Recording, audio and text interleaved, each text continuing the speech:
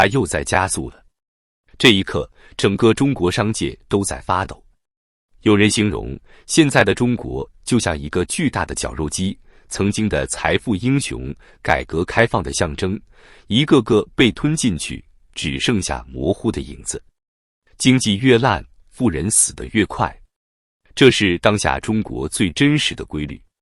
最新一波名单冷冰冰地摆在所有企业家的眼前，宗馥莉的副手严学锋被带走，万科董事长辛杰失联，前 CEO 祝九胜被采取强制措施。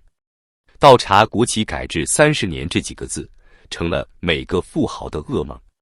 不管你是喝茅台的、造房子的、做芯片的，还是卖电动车的，只要你属于改革开放中国，红色中国的绞肉机迟早会转到你身上。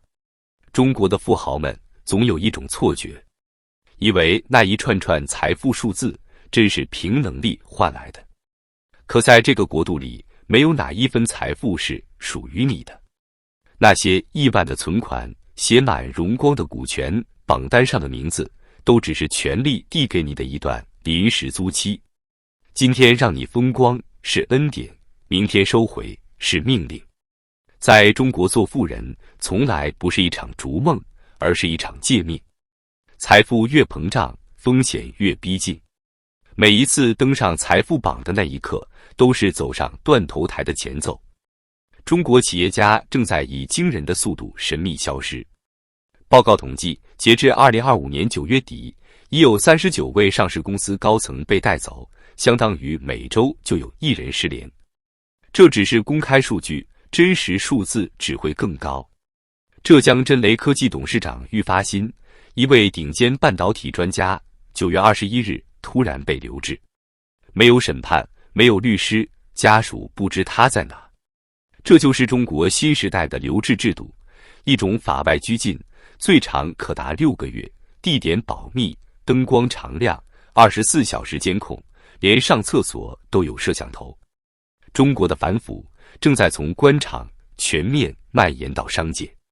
以前的双规只抓官员，现在的留置连校长、医生、体育官员、国企高层、民企老板，甚至普通市民都能抓。据中国官方数据，2024年共有约 3.8 万人被留置，同比暴增 50%。预计今年立案总数将突破100万件。这是数字，不是新闻，是一个体制的自噬速度。一位曾在央企工作的高管说，现在没人敢签字，没人敢拍板，没人敢创新，因为一个决定就可能变成罪名。于是整个中国商界都在集体晋升，会开会的人比会做事的人多，拍照表态的比实干的人多。企业家唯一的梦想就是活下去。你以为有钱能免死？错了。看看王健林。2025年初，他被法院列入失信黑名单，理由是合同纠纷。那意味着不能坐飞机，不能住酒店，不能高消费。曾经的首富，一夜之间成了被限制出行的债务人。截至今年9月底，共有20万人被列入失信名单，比2019年高出10倍。一个企业家的签名，一次贷款逾期，就能被当成社会危险分子。企业家群体情绪崩溃。4月至7月间，至少5位知名企业主跳楼自尽。他们不是破产，而是被逼到墙角。媒体悄悄删稿，评论区充满心脏骤停，身体不是这样的阴语。与此同时，中国领导人口口声声要保护民营经济，2月份还亲自会见民企代表。但舆论知道，每次喊支持，意味着新一轮打压即将开始。这就是中国特色的黑色幽默，表面安抚，实则掘墓。中国的经济正被拖进深渊，消费不振，房地产崩塌，出口暴跌，制造业过剩，国家税收锐减，地方债堆积如山。2025年上半年，地方政府债务余额已突破41万亿元，创历史新高。钱从哪里来？只能抓人。经济下行就意味着掠夺要升级。反腐不只是政治动作，而是一种财政行为。抓一个富豪，可以查出几百亿的资产，可以充实财政，可以让民众鼓掌。从政治角度看，这是杀鸡儆猴；从经济角度看，这是掠夺性回收；从社会角度看，这是系统性灭商。历史的轮回再度上演。宋朝有沈万三，明朝有胡惟庸，今天有祝九胜、郁发新、严学锋。一个时代的商人总是在王朝末期被清算，只是这一次清算来得更隐蔽、更精准、更彻底。他们不会只抓一个表面的人，然后停手。这是一场系统工程，一种连根拔起式的重塑。先说结论，这不是个别事件，这是一次制度性的清算与重分配。截至2025年9月底，已有39位上市公司高层被带走，折合每周约1起失踪案件。这是公开可查、冰冷无情的节奏。你以为那只是针对贪官的动作？错。现代中国把反腐做成了一种扩权和再分配的工具。以前是双规组织处理，现在是留置，一种脱离司法的强制措施，被外界比作指定居所监视居住的放大版。在秘密地点单独监禁，信息完全不透明，被拘者无法聘律师。这不是法律的正常运作，这是权力的影子法庭。事情的动因有3条交织在一起：政治、财政、社会舆论。第一条是政治收缩，权力越集中，容错越小。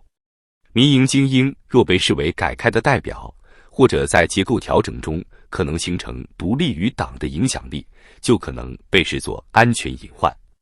于是，曾经被鼓励的市场化财制变成了新的政治风险。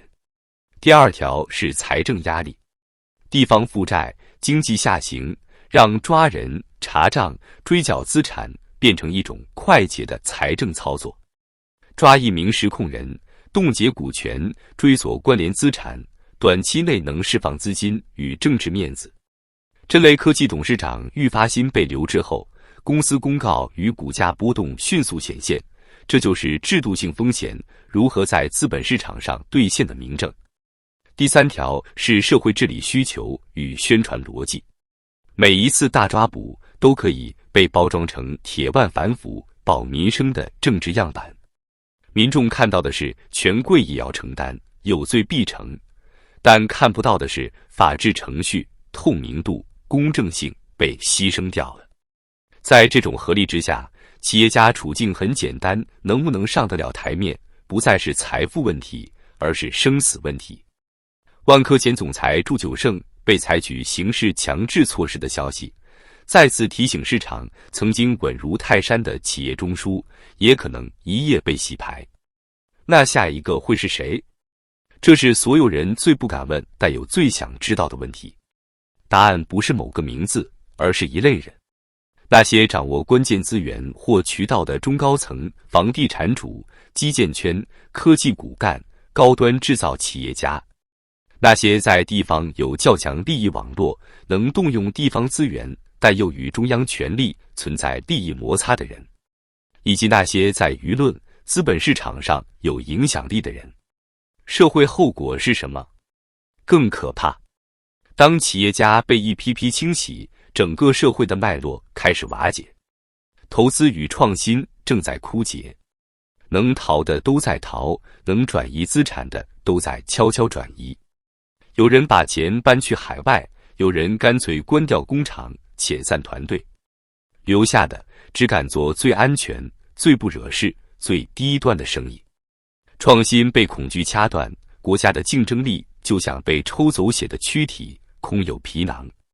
资本市场的信任也在崩塌，上市公司高层每周失踪，谁还敢长线投入？外资撤退的速度比股价下跌还快。股市、并购、融资都变成一场零和博弈，有人逃命，有人收尸。更悲凉的是人才与心态的流失。精英们在心里都明白，在这里先富就可能先死。有人开始沉默，有人悄悄移民。科研人员不再敢冒头，创业者也不再谈梦想。社会创新的土壤被权力的高压彻底消毒，阶层的矛盾正在撕裂。当富豪被当成替罪羊，被拿去割肉补亏，社会信任崩坏了，中产不敢讲话，小老板噤若寒蝉，普通人只能在活着和拥护之间艰难选边。那有没有出路？有，但代价极高，恢复法治、透明、独立司法与产权保护。这不是一句口号能解决的，而是要建立一套能真正约束权力、保护投资与企业家的制度。但现实是，权力当前的逻辑不允许太快的制度回退。最后，给你几组冰冷的数据，让这场悲剧更无可逃避。媒体统计的39起上市高管被带走，仅仅是表层。官方披露的留置人数在过去1年里急剧上升。重要半导体企业的实控人被留置，立刻引发资本市场恐慌。这些都说明，体制性风险已转化为市场与社会风险。曾在中国崛起并被誉为奇迹的企业家们，一个个被按下暂停键，甚至消失在没有窗户的房间里。这不是结局，也许只是一个时代的转折。只是当权力以治国理政为名，剥夺了法治与市场的根基，那么所有的繁荣都将变成过往云烟。